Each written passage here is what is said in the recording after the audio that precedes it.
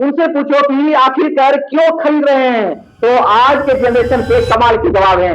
एक ने कहा आईफोन हाथ में आने से गर्ल्स का अटेंशन मिलता है, दूसरे ने बोला आईफोन हाथ में आने से सेल्फ कॉन्फिडेंस बढ़ता है, और जब दोस्तों के ग्रुप में रहते हैं तो सब कहते हैं इसके फोन से फोटो खिंचवा लो, इसके पास आईफोन है। और सबसे अट्रैक्टिव चीज लगती है इसका कैमरा, पीछे दिखने वाले 3 कैमरे स्टेटस सिंबल बन गए हैं। दोस्तों आज की इस वीडियो में बताऊंगा कि क्या जुनून है या ये एक बेहद चालाकी से रची गई कोई एडिक्शन। क्या वाकई में एप्पल खरीदते हैं या एप्पल आपको खरीद रहा है? आखिर आईफोन इतना महंगा क्यों है? क्या इसमें सोना लगा है? आज के वीडियो में खोलूंगा एप्पल की 2 परतें, जिसे देखकर आप कहेंगे क्या मैं भी इसके जाल में तो नहीं फंस रहा हूं।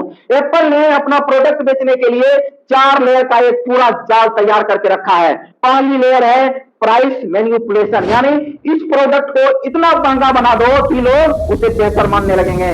दूसरी लेयर है इको सिस्टम ट्रैप, यानी एक बार आपने आईफोन ले लिया तो बाकी सभी चीजें आप खरीदेंगे, जैसे MacBook, iPad, Apple watch, airport, iCloud. तीसरी लेयर है सोशल प्रेशर, यानी एप्पल ने आईफोन के होने को सिर्फ जरूरत नहीं एक स्टेटस सिंबल बना दिया है। और चौथी लेयर है फ्यूचर प्रोग्रामिंग, बड़ी खतरनाक है, जहां बच्चों को बचपन से ही एप्पल का आदती बनाया जा रहा है। एप्पल सिर्फ 1-2 साल के लिए नहीं आया है दोस्त, आपकी जनरेशन की प्लानिंग करके आया है। आज एप्पल की प्लानिंग आपके सामने खोलकर रख दूंगा, तो प्लानिंग जहां आप अपना बैंक बैलेंस नहीं अपना दिमाग ट्रांसफर कर रहे हैं।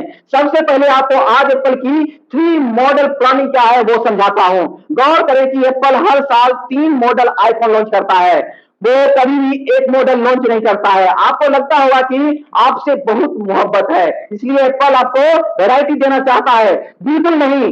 3 मॉडल लॉन्च करने के पीछे एक दमदार सेलिंग ट्रिक है। एक एग्जांपल से समझाता हूं। मान लो तुम मूवी देखने गए, इंटरवल में तुम्हें पॉपकॉर्न मिला, स्मॉल कप 50 रुपए का और लार्ज कप 80 रुपए का, तो बताओ तुम कौन सा खरीदोगे?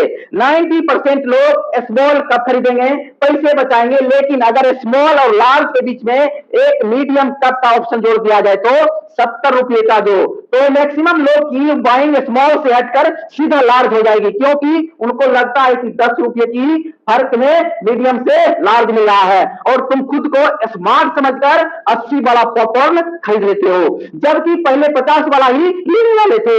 इसे डिकॉय इफेक्ट कहते हैं।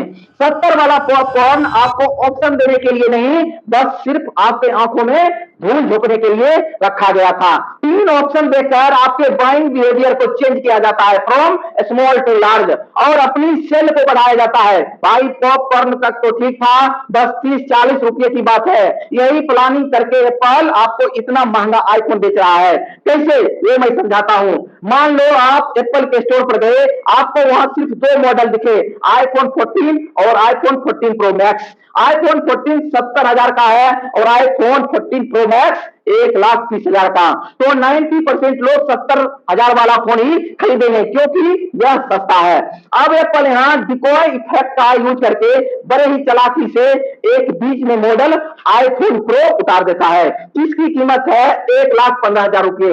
अब आपके पास 3 ऑप्शन है, आईफोन, आईफोन प्रो और आईफोन प्रो मैक्स। अब अचानक से दिमाग को लगता है कि आईफोन प्रो और आईफोन प्रो मैक्स का डिफरेंस सिर्फ 15,000 का ही है, तो अब आप आईफोन प्रो और आईफोन प्रो मैक्स में से किसी एक को चुनने लग जाते हैं। जो लोग आईफोन प्रो मैक्स ये सोचकर खरीद नहीं रहे थे कि आईफोन से 70,000 महंगा है, अब यह सोचकर खरीद रहे हैं कि वह आईफोन प्रो से सिर्फ 15,000 ही महंगा है। यही एप्पल चाहता है, और आपको लगता है कि आप अपनी पसंद का मॉडल चुन रहे हैं, पर असल में एप्पल तय करता है कि आप क्या चुने।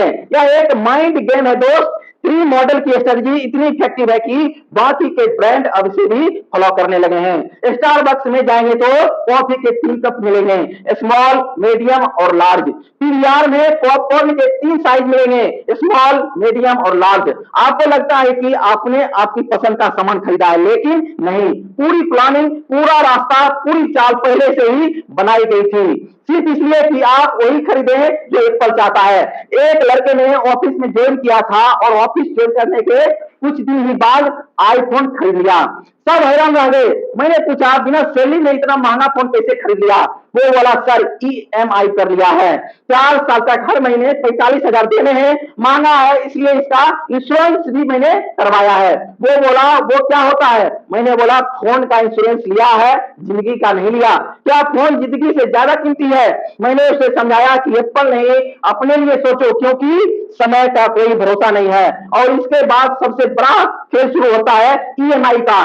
कंपनियां जानती है कि हर कोई 1.5 लाख नहीं दे सकता है, तो ईएमआई का जाल फेंकता है।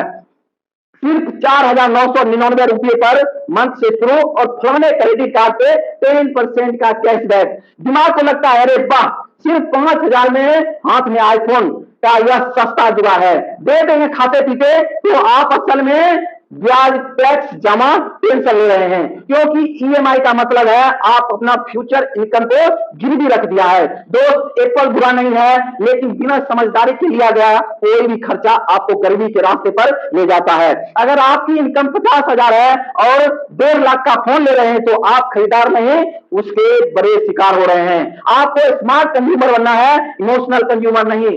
एप्पल की सबसे बड़ी चाल क्या है जानते हैं? वो आपको यह फील करा देता है कि आप बहुत खास हैं, और इसी इल्यूजन में आप अपनी सेविंग, सैलरी और स्टेबिलिटी सब कुर्बान कर देते हैं। उसके बाद आता है इकोसिस्टम ट्रैप। यह प्रोडक्ट ले लिया है तो आपको सब लेना पड़ेगा। आईफोन खरीद लिया है, बहुत बहुत बधाई हो। अब आप एक नई दुनिया में घुस चुके हैं, जहां बाहर निकलना मुश्किल नहीं, नामुमकिन है। अब आपको डेटा iCloud पर है, आईपैड उसी से जुड़ेगा, मैकबुक उसी से सिंक होगा, एप्पल वॉच उसी से चलेगी, air drop, I message, face time, सब फीचर सिर्फ एप्पल पे ही मिलेंगे। अब आपको लगेगा अरे भाई एंड्रॉइड में वो मजा कहां जो एप्पल में है। आप चाहकर भी सैमसंग या वन प्लस पर नहीं जा सकते हैं। और तो और आईफोन की इमेज ही ऐसी बना दी गई है कि अगर आपके पास एप्पल है तो लोग आपको ज्यादा सीरियसली लेते हैं। पर एप्पल सिर्फ 1-2 साल की प्लानिंग नहीं कर रहा है, वो जनरेशन को अपने प्रोडक्ट का आदि बनाना चाहता है। एप्पल का यह सबसे खतरनाक कदम है, अर्ली माइंड कैप्चर, यानी बचपन से ही बच्चे यूजर बन जा रहे हैं और उम्र भर ब्रांड रॉयल्टी से बने बचपन से ही आदत डाली जा रही है। बच्चे स्कूल जाते ही कहते हैं डैड आईपैड चाहिए, कॉलेज में ही जाके कहते हैं डैड आई वांट आईफोन। सबके पास आईफोन है। और सबसे आखिरी में मैं आपको बताना चाहता हूं कि एप्पल स्टोर की दिलचस्प कहानी। जहां आईफोन बिकते हैं, एप्पल स्टोर नई जनरेशन की मंदिर की तरह दिखता है। सफेद दीवारें, शांत माहौल, मिनिमलिस्ट डिजाइन और खुले में रखा सभी लेटेस्ट मॉडल, जिसे आप अपने हाथों से छूकर फील कर सकते हैं। आपको ऐसा लगेगा कि आप फ्यूचर को छू रहे हैं, लेकिन असल में आप अपने डिसीजन को एप्पल के हाथों सौंप रहे हैं। वो आपके बजट से नहीं, आपके बिहेवियर से खेल रहे हैं। और नोट करें, एप्पल कभी भी एग्रेसिव सेल नहीं करता है, उन्हें साइलेंट सजेस्ट किया है। उन्होंने कभी डायरेक्टली कुछ नहीं किया है, उन्होंने सेफली गाइड किया है। एप्पल स्टोर में कोई सेल्समैन टू सेलिंग कभी नहीं करता है, वो सिर्फ आपको गाइड करेगा। एप्पल स्टोर प्रोडक्ट सेलिंग की अच्छी खासी पाठशाला माना जाता है, जहां काम आपको गाइड करने का है, बेचने का नहीं। खरीद आप खुद लेते हैं। आप तो एप्पल यूज कर ही रहे हैं, पर हकीकत में एप्पल भी आपको यूज कर रहा है। आपकी सभी आदतें, आपकी यादें, आपके एक्सपीरियंस सब एक नई इनविजिबल पॉड में बंद है। एप्पल ने आपको सिर्फ गैजेट नहीं दिया है, उन्होंने आपके ब्रांड का हिस्सा बना दिया है। अब आप लॉयल नहीं हो, आप एक प्रोग्राम्ड हो। अब आप यूजर नहीं हो, आप एक चलता फिरता प्रूफ हो कि कैसे कंपनी आपके पैसे को साइलेंटली हाईजैक कर सकती है, वो भी बिना एक भी वार्निंग के। बिजनेस की नजर से अगर देखा जाए तो ये स्ट्रेटजी ब्रिलियंट है, वंडरफुल है, लेकिन एक नॉर्मल कंज्यूमर की नजर से देखा जाए तो यह हाईटेक एक्सप्लॉइटेशन है, क्योंकि उन्होंने अब फोन के साथ चार्जर भी देना बंद कर दिया है, वो भी अब आपको अलग से खरीदना पड़ता है। दोस्तों, आज एप्पल की नेटवर्क 3.6 मिलियन डॉलर की है, जो Brazil, Russia, Australia, Canada, Spain जैसे कई देशों के जीडीपी की अगर इकट्ठा करके देखें तो उससे भी ज्यादा है। स्टीव जॉब की ये कंपनी आज दुनिया के लिए सोच का विषय है। हर बड़े ब्रांड को बिजनेस कैसे करना है यह एप्पल से सीखना चाहिए। अगर किसी और वीडियो के साथ आपसे जल्द मुलाकात करता हूं, और तब तक आईफोन से फोटो खिंचवाते रहिए और इस वीडियो को भेज दीजिए जिसके पास आईफोन नहीं है। और आईफोन लेने से पहले एक बार अपनी फाइनेंशियल कंडीशन के बारे में जरूर सोचिएगा। Thank you. जय हिंद।